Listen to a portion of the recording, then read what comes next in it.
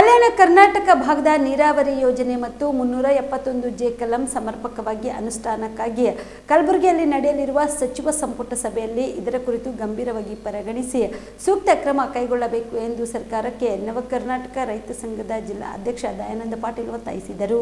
ಕಲಬುರಗಿಯ ಪತ್ರಿಕಾ ಭವನದಲ್ಲಿ ಕರೆದ ಸುದ್ದಿಗೋಷ್ಠಿಯನ್ನು ಉದ್ದೇಶಿಸಿ ಮಾತನಾಡಿದ ಅವರು, ಕಲ್ಯಾಣ ಕರ್ನಾಟಕ ಭಾಗದ ನೀರಾವರಿ ಯೋಜನೆಗಳಾದ ಕೃಷ್ಣ ಕಾಡ, ಅಮರ್ಜಾ, ಬೆಣ್ಣೆತೊರ ಸೇರಿದಂತೆ ಇನ್ನಿತರೆ ಪ್ರಮುಖ ನೀರಾವರಿ ಯೋಜನೆಗೆ ಸಾವಿರಾರು ಕೋಟಿ ರೂಪಾಯಿ ಖರ್ಚು ಮಾಡಿದ್ರು. ನೀರಾವರಿ ಸೌಲಭ್ಯ ಯೋಜನೆ ಎಲ್ಲಾ ಫಲಾನುಭವಿಗಳಿಗೆ ಇವತ್ತಿಗೂ ಸಿಕ್ಕಿಲ್ಲ.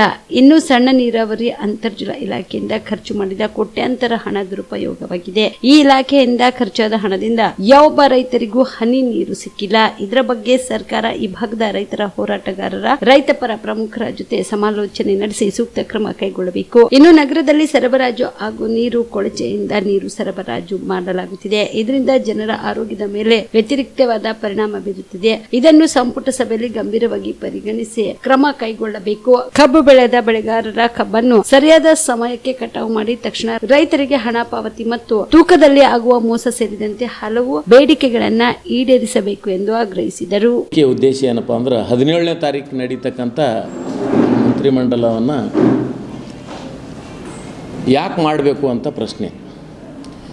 ಸುಮಾರು ದಿವಸ ಈ ರಾಜ್ಯದಲ್ಲಿ 40-50 ವರ್ಷಗಳಿಂದ ಈ ಕ್ಯಾಬಿನೆಟ್ ದರ್ಜೆ ಮೀಟಿಂಗ್ ನಡೆದಿರೋದು ನಾವು ನೋಡಿದ್ದೀವಿ. ಇಲ್ಲಿ ಯಾವ ಪುರುಷಾರ್ಥಕ್ಕೆ ಈ ಕ್ಯಾಬಿನೆಟ್ ನಡೀತದ ಅಂತಕ್ಕಂಥ ನಮಗಿದೆ. ಯಾಕಪ್ಪ ಅಂದ್ರೆ 3 ಅಂಶದಲ್ಲಿ ನಾನು ಮಾತಾಡೋಕ್ಕೆ ಪ್ರಯತ್ನ ಮಾಡ್ತೀನಿ. ಒಂದು 371 ಆರ್ಟಿಕಲ್ ಜೆ ಇದರಲ್ಲಿಂದ, ಇನ್ನೊಂದು MSP ದರ, ಇನ್ನೊಂದು ನೀರಾವರಿ ಯೋಜನೆ ಬಗ್ಗೆ. 40-50 ವರ್ಷಗಳಿಂದ ಸುಮಾರು ಇಲ್ಲಿ ನೀರಾವರಿ ಪ್ರಾಜೆಕ್ಟ್ ಇದ್ದರೂ ಕೂಡ ಇವತ್ತಿಗೂ ರೈತರಿಗೆ ನೀರು ಹರಿಸ್ತಕ್ಕಂಥ ವ್ಯವಸ್ಥೆ ಆಗಿಲ್ಲ. ನೀರು ಬಿಟ್ಟಿಲ್ಲ ಈ ಸರ್ಕಾರ, ಯಾವುದೇ ಸರ್ಕಾರ ಇರ್ಬೋದು, ಕಾಂಗ್ರೆಸ್ ಇರ್ಬೋದು, ದಳ ಇರ್ಬೋದು, BJP ಇರ್ಬೋದು. ಉದಾಹರಣೆ 2 ಕೋಟಿ 3 ಕೋಟಿಯಲ್ಲಿ ಖರ್ಚಾಗಿರ್ತಕ್ಕಂಥ ನೀರಾವರಿ ಪ್ರಾಜೆಕ್ಟನ್ನು ಇವತ್ತು 200-300 ಕೋಟಿ ರೂಪಾಯಿ ಖರ್ಚು ಮಾಡಿರೋ ತಮ್ಮ ಗಮನಕ್ಕೂ ಇದೆ. ಬೆಣ್ಣೆತೊರ ನೋಡಿ, ಗಂಡೋರಿ ಬೆಣ್ಣೆತೊರ ಸುಮಾರು ಅಂದಾಜು ಏನದು ಒಂದು 50,000 ಎಕರೆ ಜಮೀನು ನೀರು ಉಣ್ಣತಕ್ಕಂಥದ್ದು ಹೆಕ್ಟರ್. ಅದನ್ನು ಇವತ್ತು ಮೇಲ್ಭೂಮಿ ಅಂದರೆ ಕುಸ್ಕಿ ಆಗಲಾರ್ದಂಥದ್ದು ಮೇಲೆ ನಾವು ನೀರಾವರಿ ಇಲ್ದಂಗೆ ಬೆಳಿಬೇಕಾದ್ರೆ ಪ್ರತಿ ಎಕರೆಗೆ ಒಂದು 5,000 ರೂಪಾಯಿ ಬೆಳೀತಿದ್ದೇವೆ ಅಂತ ಇಟ್ಕೊಡ್ರಿ. ನೀರಾವರಿ ಮಾಡಿದೆ ಆದರೆ 10,000 ಲಾಭ ಬರೀತಕ್ಕಂಥದ್ದು ಅಂದ್ರೆ ಏನು, ನಾವು ಅಲ್ಲಿ ಏನದ ಮೆಂಕೆಜೋಳ ಬೆಳಿಬೋದು, ಏನೋ ಬೇರೆ ಬೇರೆ ಬೆಳೆಗಳು, ಬದ್ನಿಕಾಯಿ, ಮೆಣಸಿನಕಾಯಿ, ಇಂಥವೆಲ್ಲ ಇತ್ಯಾದಿ ಬೆಳೀತಕ್ಕಂಥ ಬೆಳೆಗಳನ್ನು ಬೆಳೆದು ನಾವು ಆರೋಗ್ಯವಂತರಾಗಿರೋಕ್ಕೆ ಸಾಧ್ಯತೆ ಇತ್ತಲ್ಲಿ. ಅಲ್ಲಿ ದನ ಕರುಗಳಿಗೆ ಮೇವು, ನೀರು, ಹಾಲು, ಹೈನ, ತರಕಾರಿ ಇಂಥವೆಲ್ಲ ಅನುಕೂಲ ಆಗ್ತಕ್ಕಂಥ ವ್ಯವಸ್ಥೆಯನ್ನು ಇವತ್ತು 45-50 ವರ್ಷದ ತನಕ ಅದು ನೀರಾವರಿ ಆಗಲಾರ್ದಂಥ ಒಂದು ಉದಾಹರಣೆ ವ್ಯವಸ್ಥೆ. ಅದು ಇವತ್ತು ಮುಚ್ಚೂರು ತೆರೆಗೆ ಬರಲ್ಲ, ತೆರೆದ್ರೆ ಮುಚ್ಚಕ್ಕೆ ಬರಲ್ಲ ಅಂಥ ಪರಿಸ್ಥಿತಿ ಇವತ್ತು ಬೆಣ್ಣೆತೊರ ಒಂದ್ರದ್ದು ಹೇಳ್ತಾ ಇದ್ದೀನಿ.